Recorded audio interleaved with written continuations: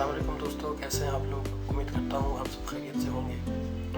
आज हम रिव्यू करने जा रहे हैं ईगो कंपनी के SSD ड्राइव की, जो कि 2.5 इंचेस है और 256 GB है, 256 GB की। अब हम उसकी रिव्यू करेंगे, उसे खोलेंगे और बाद में हम आपको बताएंगे इसमें इंस्टॉलेशन करके कि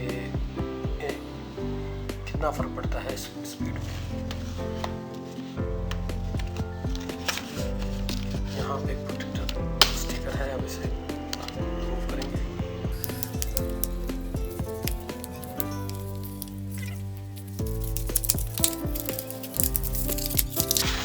ये देखें, ये हार्ड ड्राइव है।